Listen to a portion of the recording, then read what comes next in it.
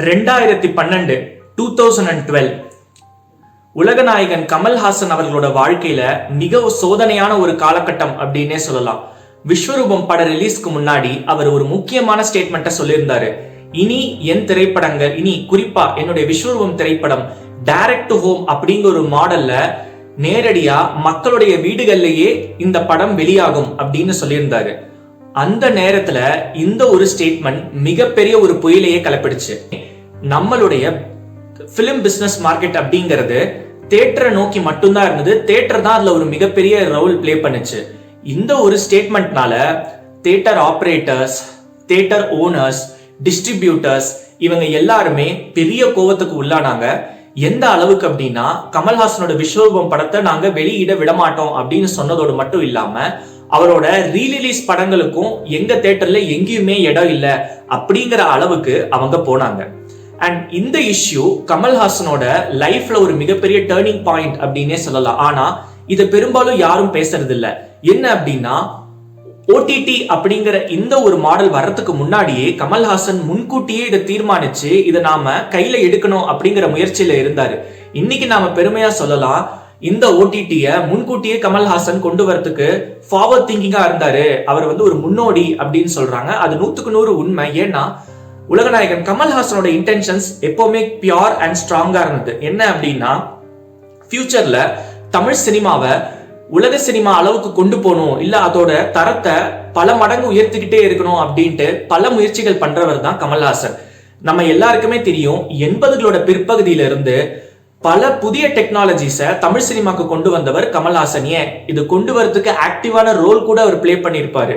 Digital screen play writing சாஃப்ட்வேரா இருக்கட்டும், digital கேமராவா இருக்கட்டும், prosthetic மேக்கப்பா இருக்கட்டும், டால்பி சவுண்ட் செட்டப்பா இருக்கட்டும், அல்லது எலக்ட்ரானிக் மியூசிக் ரெக்கார்டிங் இன்ஸ்ட்ருமெண்ட்ஸா இருக்கட்டும், இது எல்லாமே தமிழ் சினிமாக்குள்ள கொண்டு வரதுக்கு கமல்ஹாசன் பிளே பண்ண ரோல் அபரிமிதமானது. அண்ட் அவரோட இன்டென்ஷன்ஸ் ரொம்பவே இதுல கிளியரா இருந்தது.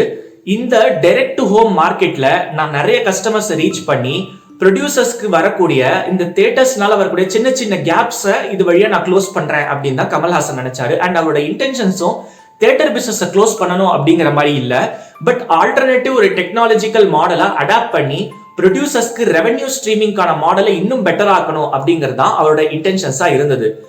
ஆனா அந்த நேரத்துல அது அந்த அளவுக்கு ரிசீவ்டா இல்ல.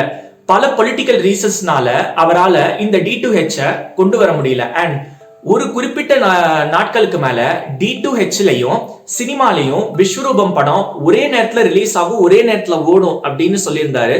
இது மேலும் கன்ஃபியூஷன்ஸ் தான் அதிகமாக்குச்சு. அண்ட் இந்த D2H மாடல் கடைசியில அவரு கைவிட்டுட்டாரு. ஆனா இந்த D2H மாடலை அவர் எடுத்திருந்தாருன்னா அது ரொம்பவே ஒரு பெரிய லாஸ் ஆயிருக்கும் அப்படின்னே சொல்லலாம். அவரோட இன்டென்ட் அண்ட் சினிமாவோட பர்பஸை பொறுத்த வரைக்கும் D2H model was a heroic attempt, அதாவது ஒரு வீரத்தனமான ஒரு அட்டெம்ப்ட் அப்படின்னே சொல்லலாம். ஆனா எக்கனாமிக்ஸோட பெர்ஸ்பெக்டிவ்ல இருந்து நீங்க கேட்டீங்கன்னா, அவசரப்பட்டியே குமாரு, இதுதான் இந்த D2H மாடலோட ஒரு மிகப்பெரிய ஒரு டிராபேக் என்ன அப்படின்ட்டு நம்ம பார்க்கலாம். D2H மாடல் இன்கேஸ் கமல்ஹாசன் அவர்கள் இம்ப்ளிமெண்ட் பண்ணியிருந்தார் அப்படின்னா அது உறுதியா தமிழ்நாடு மார்க்கெட்ல ஃபெயில் ஆயிருக்கும். அதுக்கு 3 முக்கிய காரணங்கள் இருக்கு. Reason number 1, cultural movie going crowd. தமிழ்நாட்டோட ஆடியன்ஸ் நீங்க கேட்டீங்கன்னா is a star believing audience, அதாவது ஸ்டார்ஸுக்காகவே திரைப்படங்களுக்கு போற ஆடியன்ஸ் தான் தமிழ் திரைப்படத்துல ரொம்பவே அதிகம். அண்ட் நம்ம ஆடியன்ஸும் அந்த மாதிரி தான் பழக்கப்பட்டிருக்காங்க. அது சிவாஜி எம்ஜிஆரா இருக்கட்டும், ரஜினி கமலா இருக்கட்டும், விஜய் அஜித்தா இருக்கட்டும், விக்ரம் சூர்யாவா இருக்கட்டும், சிம்பு தனுஷா இருக்கட்டும், சிவகார்த்திகேயன் அல்லது விஜய் சேதுபதி வரைக்குமே இன்னைக்கு நம்ம ஆடியன்ஸ் எப்பவுமே திரைப்படத்தை தியேட்டர்ல போய் பார்க்கணும் அப்படின்னு தான் அன்னைக்கு இருந்தாங்க. 2012ல அன்னைக்கு நம்ம ஆடியன்ஸ்க்கு மிகப்பெரிய ஒரு என்டர்டெயின்மெண்ட் ஃபேக்டர் அப்படிங்கிறதே தியேட்டர் தான். அண்ட் ஒரு மூவி ரிலீஸ் ஆகிறது அவங்களுக்கு வெறும் ஒரு மூவி ரிலீஸ் டேட்டுக்கான ஒரு ஈவெண்ட் மட்டும் கிடையாது, அது அவங்களோட வாழ்க்கையில ஒரு பெரிய கல்ச்சுரல் ஈவெண்ட் அப்படின்னே சொல்லலாம். ஃபார் எக்ஸாம்பிள், ஒரு ரஜினி படமோ, ஒரு விஜய் படமோ, ஒரு அஜித் படமோ, அல்ல ஒரு கமல் படமோ, இல்ல ஏதாவது இந்த மாதிரி ஸ்டார்ஸோட படம் ரிலீஸ் ஆகும்போது அவங்க ஃப்ரெண்ட்ஸ், அவங்க ரிலேட்டிவ்ஸ், அவங்க சோஷியல் சர்க்கிள்ஸ், அவங்க கொலீக்ஸ் இவங்களோடலாம் போய் படத்தை பார்த்துட்டு என்ஜாய் பண்ணிட்டு வரணும் அப்படின்னு நினைக்கிறவங்க தான் நம்ம தமிழ் சினிமாவோட ஆடியன்ஸ். அண்ட் அந்த ஆடியன்ஸ்க்கு எடுத்தோடனே இந்த டைரக்ட் டு ஹோம் அப்படின்னு கொண்டு வர்றது அவ்வளோ ஈஸியா உள்ள வராது. ஏன் அப்படின்னா அவங்களுக்கு கல்ச்சுரல் மீடியத்திலே அதை அடாப்ட் பண்றதுக்கான ரிசெப்டிவிட்டி இல்ல. அப்படிங்கிற போது இது கண்டிப்பா ஃபெயில் ஆகிறதுக்கான 100% சான்ஸ் இருந்திருக்கு. ரீசன் நம்பர் 2 தான் ரொம்பவே ஒரு முக்கியமான ரீசன் அப்படின்னே சொல்லலாம். அது என்ன அப்படின்னா மார்க்கெட் ரெடி கன்சியூமர் பேஸ். அது என்ன மார்க்கெட் ரெடி கன்சியூமர் பேஸ் அப்படின்னா, கன்சியூமர் பேஸ் அப்படிங்கிறது ஒரு குரூப் ஆஃப் கன்சியூமர்ஸ். ஆனா நாம ஒரு ப்ராடக்ட்டை கொண்டு வரும்போது அந்த ப்ராடக்ட்டை ரிசீவ் பண்ற அளவுக்கு நம்ம கன்சியூமர்ஸ் தயாரா இருக்காங்களா அப்படின்னு பாக்குறதா இந்த மார்க்கெட் ரெடி கன்சியூமர் பேஸ் அப்படிங்கறதோட காம்பனன்ட். இப்போ நம்ம தமிழ் சினிமாவை பொறுத்த வரைக்கும் D2H மாடல் அப்படிங்கிறது ரொம்பவே புதிய மாடல். அண்ட் நம்ம ஆடியன்ஸ் நம்ம ஏற்கனவே பார்த்த மாதிரி தியேட்டர்ஸ்க்கு போய் விசில் அடிச்சு கைத்தட்டி திரைப்படங்களை பார்க்குற ஒரு கல்ச்சர்ல இருந்து வந்தவங்க. அப்படிங்கிற போது இந்த ஒரு குறிப்பிட்ட மாடல் பெருசா ஒர்க் அவுட் ஆயிருக்காது. ஏன் அப்படின்னா நாம பல வீடுகள்ல அந்த நேரத்துல டிவி ரொம்பவே பெனிட்ரேட் ஆகல அப்படின்னே சொல்லலாம். அப்பதான் கவர்மெண்டோட ஃப்ரீ டிவிஸா இருக்கட்டும், செகண்ட் ஹேண்ட் டிவிஸோட ஆக்சசிபிலிட்டிஸா இருக்கட்டும் அதிகமாகி மக்கள் கைக்கு எக்கனாமிக்கல் டிவிஸ், அஃபோர்டபிள் டிவிஸ் கைக்கு போக ஆரம்பிச்சது. ஆனா ஹோம் தியேட்டருக்கான எக்ஸ்பீரியன்ஸ் கொடுக்கிற டிவிஸ், ஹை குவாலிட்டி டிவிஸ் பெரும்பாலான வீடுகள்ல இன்னைக்கு இல்ல அப்படின்னே சொல்லலாம். அண்ட் இந்த ஒரு குறிப்பிட்ட ரீசன்னாலேயே கமல்ஹாசன் அவர்களோட D2H மாடல் கண்டிப்பா ஃபெயில் ஆயிருக்கும். ஏன் அப்படின்னா அந்த படத்தை அந்த குவாலிட்டிக்கும் அந்த சவுண்ட் எஃபெக்ட்டுக்குமான ஒரு கம்பேட்டபிலிட்டி அந்த டிவில இருக்கா அப்படின்னு பார்த்துட்டு வெளியிடுறது தான் கரெக்டா இருக்கும். ஏன்னா இதுல டெக் இன்டரப்ஷன்ஸ் நிறைய வரும். கேபிள் அருந்து போலாம், அல்லது திடீர்னு மழை வந்து படத்தை பார்க்க முடியாம போயிடலாம். இந்த மாதிரி பல ரீசன்ஸ் வரும்போது அதை ஹேண்டில் பண்றதுக்கு டெக் டீம் ஸ்ட்ராங்கா இருக்கணும். அண்ட் நீங்க லட்சக்கணக்கான கோடிக்கணக்கான கன்சியூமர்ஸ் ரீச் பண்ண போறீங்க அப்படிங்கிற போது அதுல இன்வால்வ் ஆயிருக்கிற காஸ்டும் அதுல இன்வால்வ் ஆயிருக்கிற குட்வில்லும் ரொம்பவே அதிகம். சோ இதுல சின்ன இன்டரப்ஷன், சின்ன மைனர் இன்எஃபிஷியன்சிஸ், சின்ன புவர் எக்ஸ்பீரியன்ஸ் வந்தா கூட அது பெரிய அளவுக்கு பேக் ஃபயர் ஆகும். அண்ட் இதுல மூணாவது ரீசன் பார்க்கணும். ரீசன் நம்பர் 3 இதை விட முக்கியமான reason large scale infrastructure or support ecosystem. அது என்னது large scale infrastructure or support ecosystem சொல்றேன்.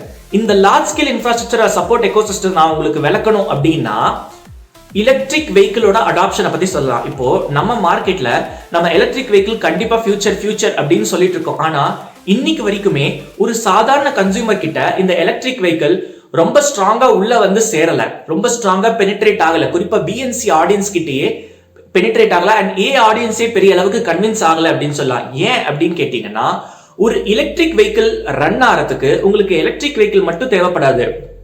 உங்களுக்கு பக்கத்துல சார்ஜிங் ஸ்டேஷன்ஸ் வேணும், இன்னொன்னு பேட்டரி ரீஃபியூலிங் ஸ்டேஷன்ஸ் வேணும், ரிப்பேர் பண்றதுக்கான மெயின்டெனன்ஸ் ஸ்டேஷன்ஸ் வேணும். இன்கேஸ் நடுவில் எங்கேயாவது நின்று போச்சுன்னா அதை எடுத்துட்டு போறதுக்கான சர்வீஸ் டீம்ஸ் வேணும். உங்களுக்கு குவிக்கா உங்களுடைய வீட்டுக்கு வந்து ரிப்பேர் பண்றதுக்கு உங்களுக்கு ப்ராசஸ் சர்வீஸ் டீம்ஸ் வேணும். அப்புறம் உங்க வெஹிக்கிள்க்கு ஏதாவது திடீர்னு தீப்பிடிச்சிச்சு இல்ல திடீர்னு வந்து நின்று போச்சு அப்படின்னா அதை எடுத்துட்டு போய் திரும்ப ரீப்ளேஸ் பண்ணி இன்னொரு வெஹிக்கிள் கொடுக்கறதுக்கு உங்களுக்கு ஸ்ட்ராங்கான ஒரு ரிவர்ஸ் லாஜிஸ்டிக்ஸ் டீம் வேணும், சப்ளை செயின் டீம் வேணும். இத்தனை விஷயம் இருந்தாதான் உங்களுடைய எலக்ட்ரிக் வெஹிக்கிள் அப்படிங்கிற மார்க்கெட் ஸ்ட்ராங்கா க்ரோ ஆகும். ஆனா இது எதுவுமே இல்லாததுனால எலக்ட்ரிக் வெஹிக்கிள் நினைச்ச மாதிரியான பேஸ்ல இன்னும் க்ரோ ஆகல. அதே மாதிரி தாங்க நம்ம தமிழ் சினிமாவும். இப்போ நம்ம தமிழ் சினிமால இந்த டைரக்ட் ஹோம் அப்படிங்கிற மாடல் நமக்கு உள்ள வரணும் அப்படின்னா அதுக்கு நிறைய விஷயங்கள் தேவைப்படுது. அதுல ஒரு முக்கியமான விஷயம் ஹை குவாலிட்டி இன்டர்நெட் ஸ்ட்ரீமிங் அப்படின்னு சொல்லலாம். ஸோ நம்ம ஜியோ அப்படிங்கிறது 2016-17 எல்லாம் வர்றதுக்கு முன்னாடி நம்ம எல்லாருமே இன்டர்நெட் பேக்ஸ் வாங்கி தான் நம்ம போட்டுட்டு இருந்தோம். குறிப்பா வந்து 1.5 GB வந்து 300 rupees, 1.5 GB 200 rupees இந்த மாதிரிலாம் வோடோஃபோன், ஐடியா, ஏர்டெல் இந்த மாதிரியான பல நிறுவனங்கள், BSNL இந்த மாதிரி பல நிறுவனங்கள்ல இருந்து நாம இன்டர்நெட் பேக்ஸ் யூஸ் பண்ணிட்டு இருந்தோம். இன்கேஸ் நமக்கு நிறைய இன்டர்நெட் ப்ரௌஸ் பண்ணணும், நிறைய நம்ம கூகுள்ல தேடணும், ப்ராஜெக்ட்ஸ்க்கு நிறைய ரெஃபர் பண்ணணும் அப்படின்னா பெரும்பாலும் நம்ம ப்ரௌசிங் சென்டர்ஸ்க்கும் ப்ரௌசிங் கஃபேஸ்க்கும் தான் நம்ம போவோம். அண்ட் இப்படி ஒரு ஆடியன்ஸ் இருக்கிற கிரௌட்ல படங்களை ரிலீஸ் பண்றது அப்படிங்கிறது ஒரு பெரிய ரிஸ்க். அதே மாதிரி நான் சொன்ன மாதிரி இந்த டெக்னிக்கல் கம்பேட்டபிலிட்டி எத்தனை பேரோட டிவிஸ்ல இருக்கோ அப்படின்னு நம்மளால உறுதியா சொல்ல முடியாது. அண்ட் இன்கேஸ் இந்த சவுண்ட் அந்த டிவியால வித்ஸ்டாண்ட் பண்ண முடியல அப்படின்னா அந்த டிவியோட சவுண்ட் சிஸ்டத்துல ப்ராப்ளம் கூட வரலாம். சோ இத்தனை விஷயங்கள் இந்த சப்போர்ட் எக்கோசிஸ்டம் இன்ஃப்ராஸ்ட்ரக்சர்ல இருக்கு. அப்போ 3 கேள்விகள் கமல்ஹாசன் அவர்கள் கேட்டிருந்தார் அப்படின்னா இந்த ப்ராப்ளம்ஸை அவர் ஈஸியா இது பண்ணி இம்ப்ளிமெண்ட் பண்ணிருக்க முடியும். அண்ட் இதை விட முக்கியமான விஷயம் அவர் பண்ண ஒரு மிஸ்டேக் இதுல என்னன்னு கேட்டீங்கன்னா, எக்கனாமிக் சைட்ல இருந்து சொல்றேன். இந்த விஸ்வரூபம் படத்தை அவர் 1000 rupeesக்கு பேப்பர் வியூ மெத்தட்ல டைரக்ட் டு ஹோம் ரிலீஸ் பண்ணலாம் அப்படின்னா அவர் திரு கமல்ஹாசன் அவர்கள் பிளான் பண்ணியிருந்தார். ஆனா இந்த 1000 rupees அப்படிங்கிறதே இன்னைக்கு மட்டும் இல்ல 2012லயே ரொம்ப அதிகம் தான். ஏன் அப்படின்னு கேட்டீங்கன்னா, இப்ப நீங்க லார்ஜ் ஸ்கேல் ஆடியன்ஸை ரீச் பண்ணி பென்ட்ரேட் பண்ணணும் அப்படின்னா நீங்க அஃபோர்டபுள் பிரைசிங் வைக்கணும். அஃபோர்டபுள் பிரைசிங் வைக்கணும் அப்படின்னா உங்களுக்கு ஒரு பெரிய டீம் வேணும். நான் சொல்ற technical team, customer service team, அப்புறம் உங்களுக்கு நல்லபடியா அதை ரிசால்வ் பண்ற query ரிசால்விங் டீம், இந்த மாதிரி நிறைய டீம்ஸ் வந்து இருந்தா மட்டும்தான் லட்சக்கணக்கான கோடிக்கணக்கான ஆடியன்ஸ்க்கு நீங்க அதை கொண்டு போய் சேர்க்க முடியும். அப்படிப்பட்ட டீம் இல்லாத போது ஒரு சின்ன கோஆர்டினேட்டட் செட்டப்ல இதை நம்மளால பண்ண முடியாது. அண்ட் நீங்க 1000 rupeesக்கு இது கொடுக்கும்போது ஃபர்தர் உங்களோட சொபிஸ்டிகேட்டட் கஸ்டமர்ஸே நேரோ டவுன் ஆகி உங்களால நினைச்ச கஸ்டமர்ஸே ரீச் பண்ண முடியாது. எக்கனாமிக்ஸ் ஆஃப் ஸ்கேல்லையும் நீங்க வந்து ரீச் பண்ண முடியாது. ரெவென்யூஸ் அட்டைன் பண்ண முடியாது. நீங்க நினைச்ச மார்ஜின்ஸ் அச்சீவ் பண்ண முடியாது. அண்ட் அட்டர் ஃபெயிலியரா போயிடும் இந்த மாடல். இந்த 3 காரணங்கள் தான் இந்த D2H தோல்வி பெறறதுக்கு மிகப்பெரிய காரணமா இருக்கும். And good thing is that Kamal அவர்கள் இதை இம்ப்ளிமெண்ட் பண்ணல. ஏன்னா இது இம்ப்ளிமெண்ட் பண்ணியிருந்தா அவர் மேற்கொண்டு பல விதமான லாசஸ் வந்து அவர் கவுண்டர் பண்ணிருக்க வேண்டியது இருக்கும். அண்ட் OTT இதுக்கப்புறம் டேக் ஓவர் பண்ணி இது லார்ஜ் ஸ்கேல் கன்சியூமர் பேஸ்க்கு கொண்டு போறதுக்கான மெக்கானிசத்தை கொஞ்சம் கொஞ்சமா பார்க்க ஆரம்பிச்சிச்சு இதுக்கப்புறம். அண்ட் இதுதான் நாம இந்த D2H ஓட ஃபெயில்டு மாடலை நம்ம கத்துக்க வேண்டிய ஒரு முக்கியமான எக்கனாமிக்ஸ் அப்படின்னே சொல்லலாம். இந்த வீடியோ உங்களுக்கு பிடிச்சிருந்தா அதை லைக் பண்ணுங்க, ஷேர் பண்ணுங்க. உங்களுக்கு ஏதாவது புதிய வீடியோ இது மாதிரி வேணும் அப்படின்னா கமெண்ட் பண்ணுங்க. அண்ட் இந்த சேனல்ல இருக்கிற வீடியோஸ் உங்களுக்கு அப்பீலிங்கா இருக்கு அண்ட் இந்த மாதிரி எக்கனாமிக்ஸ் ரிலேட்டட் கண்டென்ட் ஃபன் வேல உங்க இன்பாக்ஸ்க்கு டைரக்டா வரணும் அப்படின்னா எங்க எக்கனாமிக்ஸ் பேசலாம் அப்படிங்கிற சேனலுக்கு சப்ஸ்கிரைப் பண்ணுங்க. நன்றி.